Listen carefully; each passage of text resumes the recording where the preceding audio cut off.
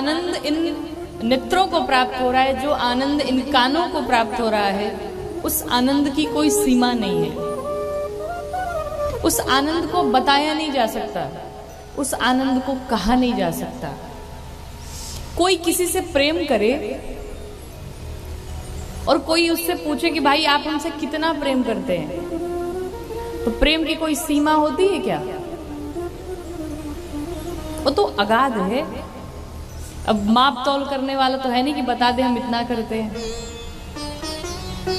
तो भगवान की कथा में, सत्संग में जो आनंद प्राप्त हो रहा है, भगवान के विग्रह को देख करके जो दर्शन लाभ मिल रहा है, उस आनंद की कोई सीमा नहीं है।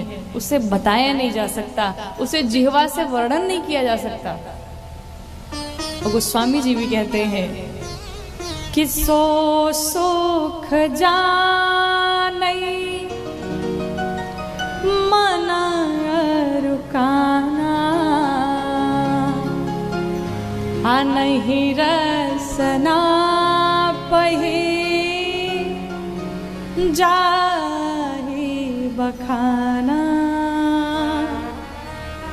उस आनंद को बताया नहीं जा सकता, उस आनंद को कहा नहीं जा सकता, जिह्वा से वर्णन नहीं किया जा सकता। और जो बता रहा है वाकई में उसे आनंद महाराज मिला ही नहीं है।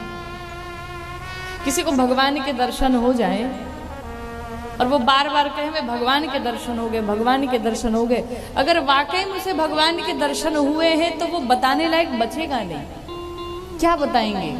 कुछ अब बताने को शेष रहा क्या? कुछ बचा ही नहीं। अब तो परमानंद की प्राप्ति हो गई है, तो हम क्या बताने जाएंगे? किससे बताने जाएंगे? क्या कहें? आप कल्पना करिए, इस कलिकाल में हम आप बैठ करके भगवान की इस कथा में इतना आनंद ले रहे, इतनी खुशी मिल रही है, इतना आनंद मिल रहा है। जिस समय भगवान राम का प्राकट्य हुआ होगा, उस समय उन अयोध्या वासियों की क्या स्थिति रही होगी।